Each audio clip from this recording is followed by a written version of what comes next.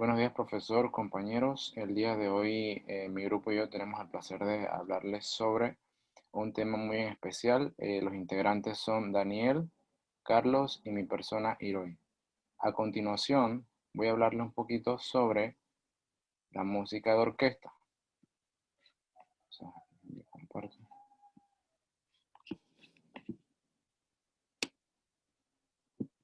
Ahí se ve.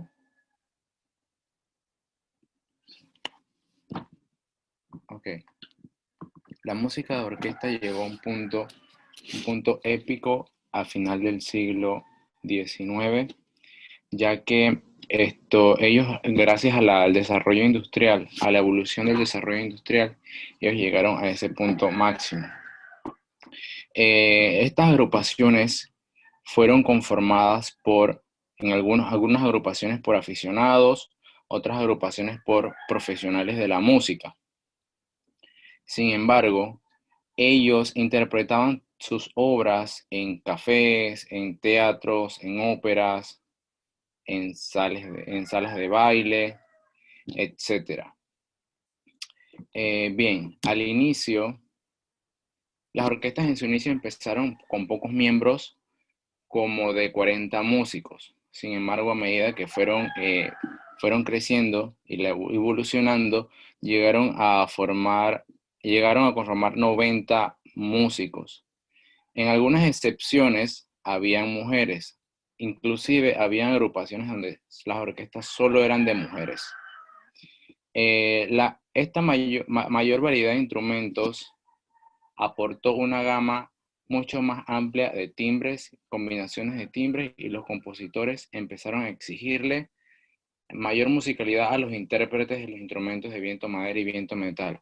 Eso quiere decir que a lo largo del desarrollo de la evolución industrial en ese siglo, los compositores, como vieron que había ya nueva instrumentación, nuevos instrumentos que tenían mejores llaves, nuevas modificaciones, llegaron a exigirle a los músicos, intérpretes, más, de la cual ellos lograron desarrollar mucho más musicalidad y mucho más calidad musical. Dichos intérpretes solían ser en su mayoría hombres, pero había excepciones porque existieron también donde había mujeres que interpretaban estos tipos de instrumentos. Las nuevas orquestas atrajeron a una audiencia de clase media, y más porque las orquestas ofrecían un repertorio muy atractivo, como arias, composiciones corales, piezas vocales, cuadrillas, damas, etc. Bien, en el transcurso del siglo XIX también se dieron el acontecimiento donde los compositores tomaban muy en cuenta el repertorio del pasado.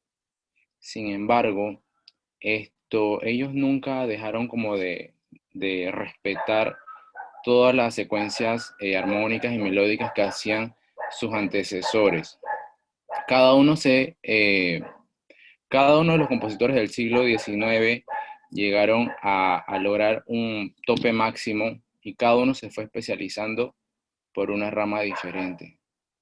En otra cosa, también tenemos lo que son los directores de orquesta, ya que los directores de orquesta al principio solamente dirigían, pero poco a poco, y dirigían y daban solamente las entradas, pero poco a poco ellos fueron añadiendo un poquito más de elementos a lo que era la dirección completa de una agrupación como la de las orquestas.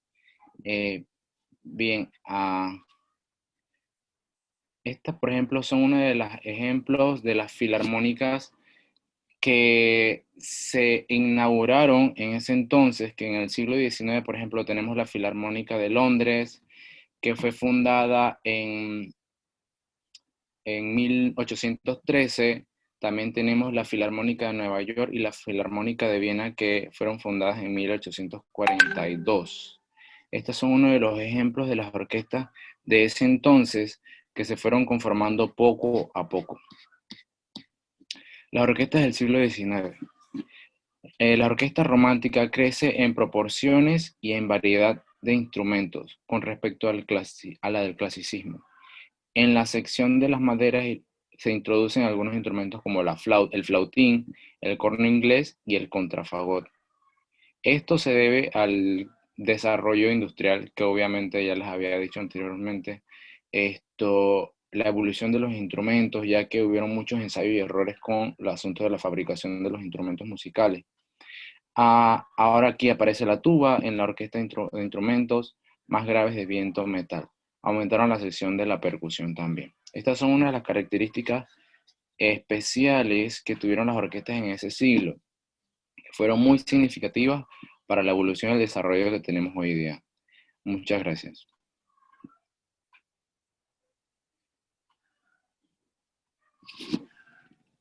Okay. Ya, ok.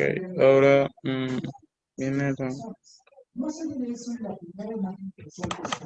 viene mi parte, ¿no? Música de cámara en el siglo XIX. Ok, la música de cámara en el siglo XIX.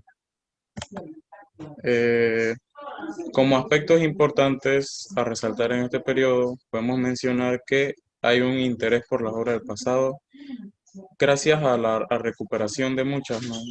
Por ejemplo, el repertorio de Bach y de otros muchos compositores del periodo barroco eh, se recupera, y esto crea un interés, ¿no?, en los músicos y los compositores de la época, que para ellos era como música nueva, o sea, era música antigua, pero al mismo tiempo nueva, ¿no? Y esto también da una influencia en los compositores de este periodo. También tenemos una mayor difusión musical gracias al crecimiento de la burguesía y a los nuevos aficionados que van surgiendo, ¿no? Se empiezan a presentar conciertos en salones grandes, que por lo general son salones de casa, ¿no?, en los que un pequeño grupo de músicos interpretan el repertorio de Schubert, de Haydn, Mozart y de Beethoven, que para este entonces son considerados como los padres de la música de cámara. Ok, el origen y evolución del término música de cámara hasta el siglo XIX.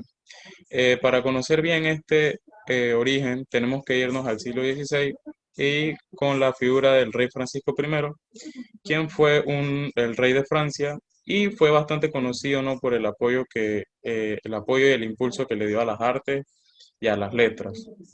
Tanto así que fue apodado como el padre y restaurador de las letras. Ok, la cámara era un salón en los palacios reales que se usaba a, a gustos del rey, ¿no? El rey lo empleaba en lo que él quisiera. Y entonces, en este caso, en el rey Francisco I, él lo utilizó para el desarrollo de actividades artísticas.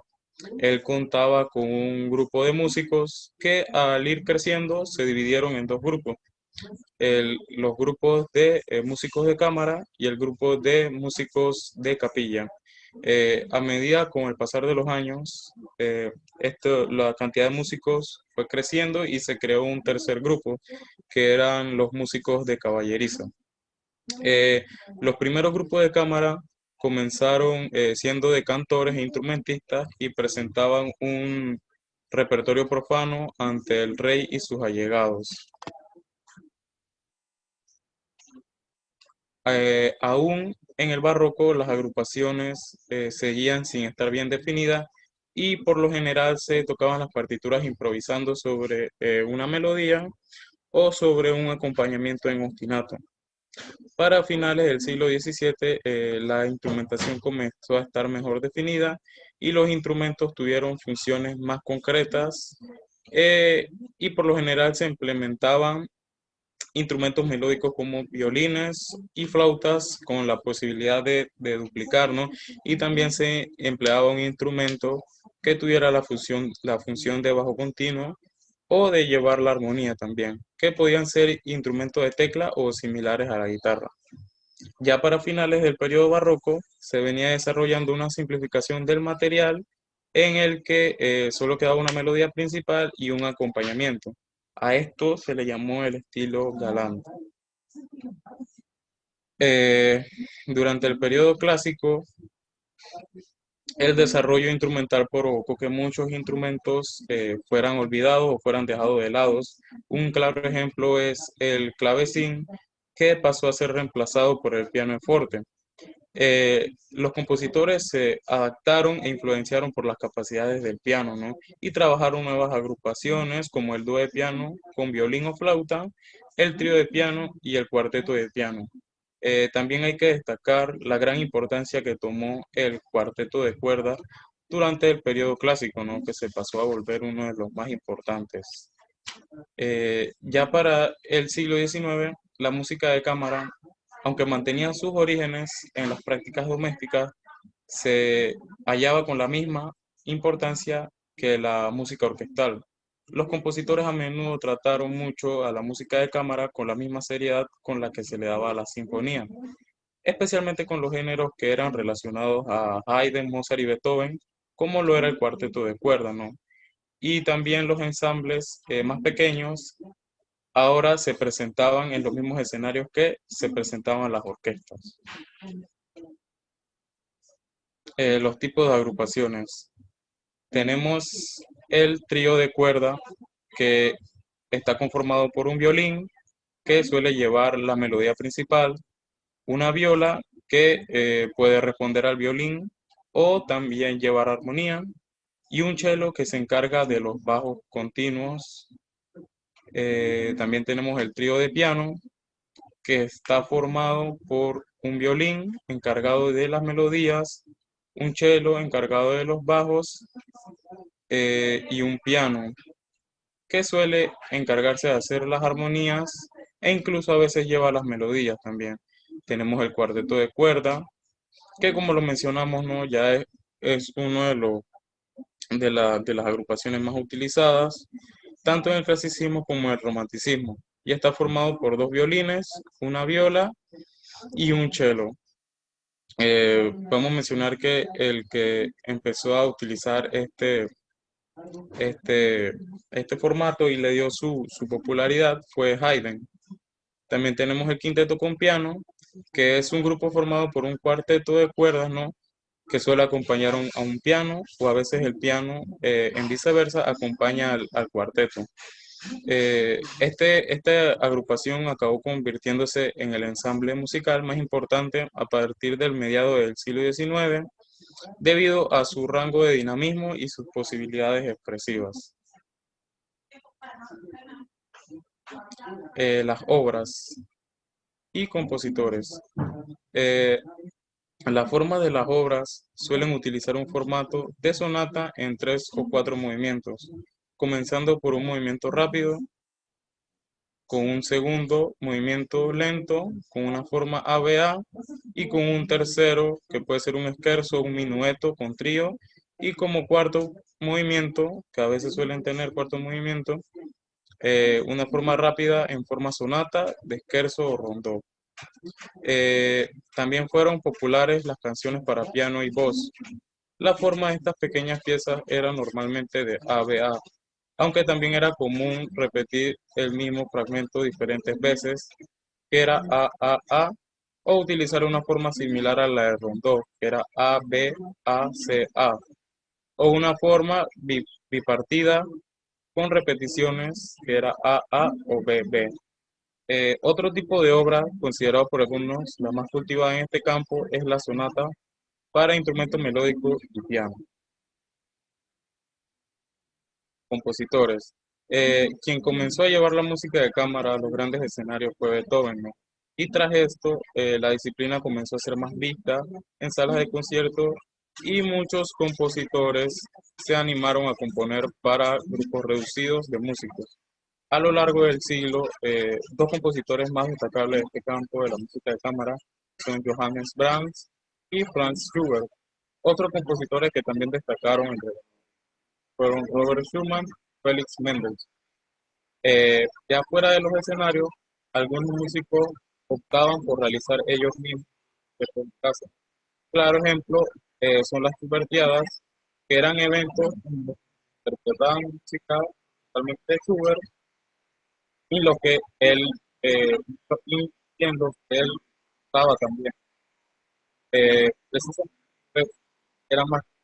bien, él ya se había ganado. A veces el músico al piano, cantante, acompañando a estas personas, pueden hacer como leer, dar poemas, bailar.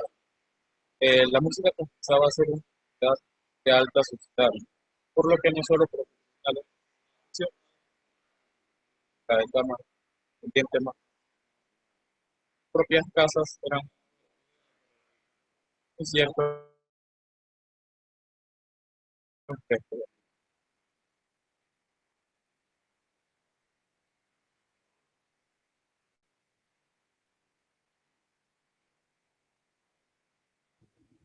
Bien,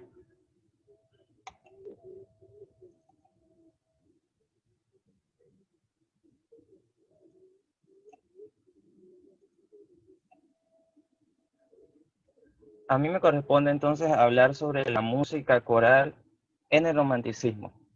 Si bien es cierto, hemos estado hablando de todas estas formas musicales dentro del romanticismo, pero antes de entrar directamente a la música coral del siglo XIX, me gustaría ver rápidamente un poco de historia, veamos el recorrido de cómo fue cambiando este tipo de música con el pasar del tiempo. Empezando desde la Edad Media, reconociendo que la música coral existe mucho antes, no desde la antigüedad clásica, pero estar empezando de la Edad Media. Será un rápido recorrido por cada uno de estos. En la Edad Media se formaliza el canto litúrgico, que está derivado entonces de los cantos litúrgicos de Oriente, también el canto ambrosiano y el canto gregoriano.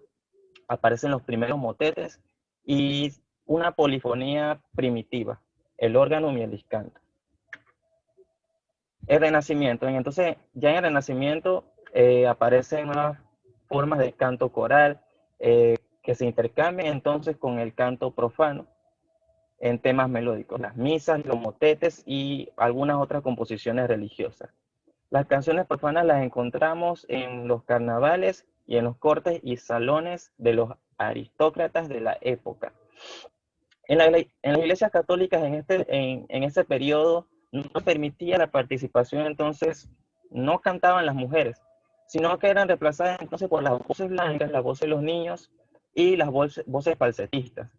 También aparece la estereofonía, que son misas a 8, 11, incluso puede llegar hasta 50 voces que son escritas entonces por los maestros de la época. En este caso, entonces, tenemos que estas misas eran más que todo repartidas o dadas a las iglesias, lo que explica entonces por qué el elevado número de voces. A fines del Renacimiento, entonces, aparecen los primeros oratorios, aun cuando hubo precursores de género y obras mucho antes del 1600. Finalmente, entonces, llegamos al Barroco, donde ocurre algo muy interesante. Las formas musicales, en pocas palabras, podríamos decir que logran evolucionar, pero se mantienen. ¿Ya? Se da esto de que cambian en sí algunas cosas, pero se mantiene lo mismo, se mantiene entonces, por decirlo así, no se pierde lo anterior que se había visto en periodos anteriores. Entonces, asimismo, aporta tres nuevas formas que son de gran interés para la música coral. En este caso hablamos de la ópera, el oratorio y la fuga.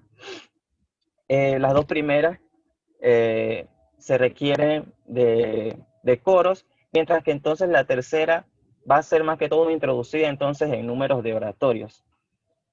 A principios del barroco, hablando de los instrumentos y los coros, las voces de coro y los instrumentos podían ser intercambiables, ¿no? en una pieza musical, pero ya a finales de este mismo, el, el escritor, el compositor, define claramente qué parte es para el coro y qué parte son entonces para los instrumentos. Bien, también tenemos entonces por último el clasicismo, donde este no solo aporta una gran victoria de la armonía sobre el contrapunto, sino que también vemos que aporta una renovación a la orquesta, que esto entonces influirá a su vez en el repertorio coral con una orquesta, con un acompañamiento orquestal. Dentro de la ópera del siglo XVIII La ópera del siglo XVIII es una gran fuente de repertorio coral durante todo este periodo. Y así entonces, a ver, habiendo mencionado esto, llegamos a lo que nos interesa, que es la música coral dentro del romanticismo. En este periodo me gustaría resaltar dos grandes tipos de composiciones. En este caso estaré hablando de el oratorio y la ópera, empezando por el oratorio. Bien, el oratorio es un género musical dramático, sin puesta en escena, vestuarios, ni decorados, ni nada de esto. Está compuesto generalmente para voces solistas, coros y orquesta sinfónica. A veces hay un narrador y su tema es frecuentemente religioso. Cuando hablamos de religioso, hablamos de hechos de escritos de la Biblia, la vida de Jesús, pero también puede ser profano, refiriéndonos a hechos históricos o a héroes mitológicos, cosas de la naturaleza y demás. Formalmente este género es bastante cercano a la cantata y a la ópera. El oratorio comprende entonces generalmente una obertura, recitativos, arias y coros. Bien, dentro de lo que puedo destacar entonces de este periodo de los oratorios, eh, podría dar de ejemplo hablar rápidamente de tres oratorios de la época. Dos son de Félix Mendelssohn y otro de Johannes Brahms. Bien, primeramente hablamos de Paulus y Elías de Mendelssohn. Paulus fue el primer gran oratorio de Félix Mendelssohn que él compone animado por su padre. Pero cabe destacar que antes del estreno de esta obra, el padre de Mendelssohn muere y no logra entonces apreciar el trabajo que él mismo incitó entonces a su hijo que pudiera escribir. Él escribió esta partitura, comenzó a escribir esta partitura en 1832 con la intención de narrar la vida de San Pablo, Saulo de Tarso de Cilicia, que fue perseguidor de los cristianos, y cómo fue también entonces su conversión en el camino de Damasco y su papel como propagador de la fe. Fue el mismo autor, Félix Mendelssohn, quien entonces escribe el libreto de esta obra con ayuda de su amigo, el pastor Julius Schubring, con el que también luego escribe el libreto de la obra del oratorio de Elías, que vamos a estar hablando un poco más adelante. Entonces, esta obra está claramente influenciada por Bach y Händel. Se estrena entonces el 22 de mayo de 1836 en Düsseldorf. Seguidamente entonces hablamos de Elías, que también es de Mendelssohn, que fue estrenado en 1846 en el Festival Musical Trianual de Birmingham, en Inglaterra. Este describe entonces eventos del profeta Elías en el Antiguo Testamento. Esta pieza cabe destacar que estuvo compuesta por predecesores barrocos. Hablamos de Bach y Händel, ¿ya? Predecesores de Mendelssohn en el periodo barroco. Está inspirado en estos dos grandes maestros, pero sin embargo la obra sigue resaltando el gran genio de Mendelssohn como un compositor romántico temprano. Yeah. Siguiente entonces hablamos de un requiem alemán, una obra escrita para soprano, barítono, coro y orquesta, que fue compuesta entonces por Johannes Brahms. Bien, fue compuesta por Johannes Brahms. Cabe resaltar entonces que este requiem no es específicamente, no hablamos en el sentido litúrgico del término, sino que es una profunda meditación sobre la vida y la muerte basada en textos bíblicos, pero alejada entonces de referencias explícitas a la divinidad. Cabe destacar que los requiem son compuestos, dependiendo del compositor, tienen varias formas de ser como compuestos o explicados de por sí.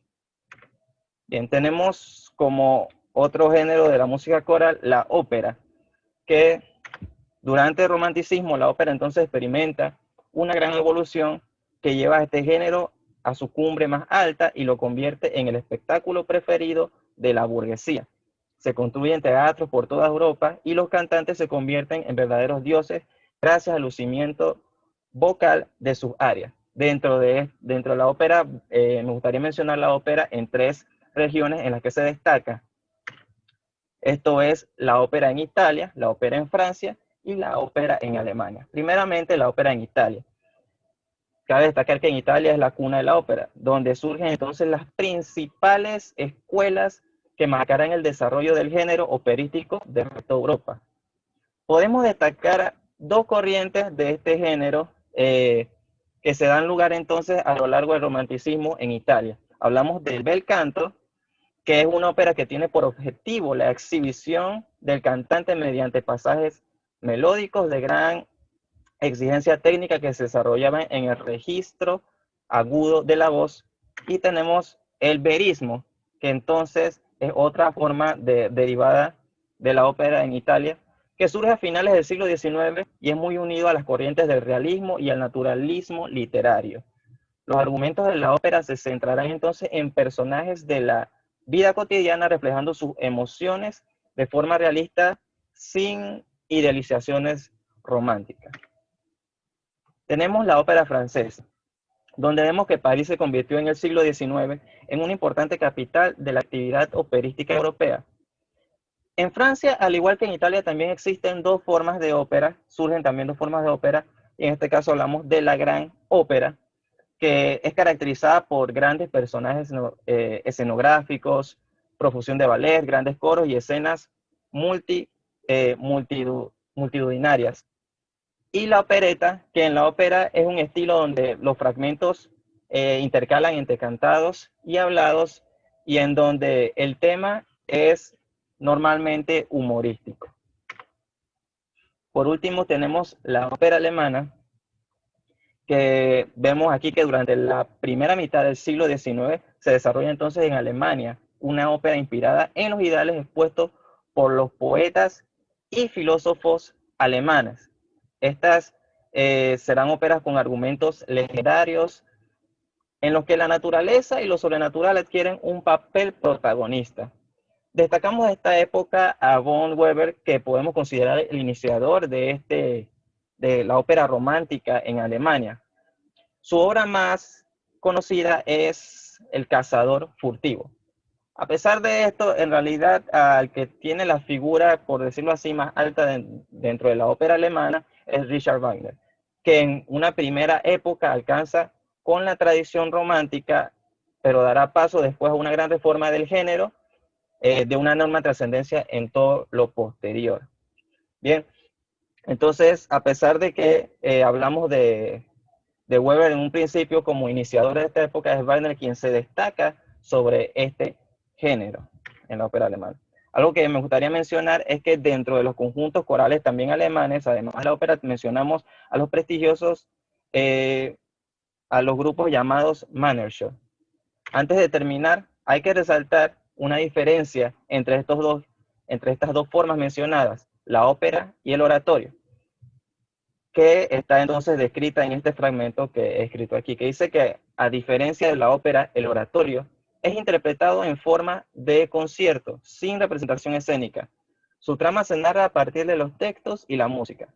Además, mientras que las óperas se ponen en escena normalmente en un teatro construido especialmente para este género, como hemos visto, el oratorio suele presentarse entonces en las iglesias. Y bueno, este sería entonces los temas relacionados a las formas destacadas, la forma de la orquesta, la música de cámara y la música coral en el siglo XIX. Muchas gracias.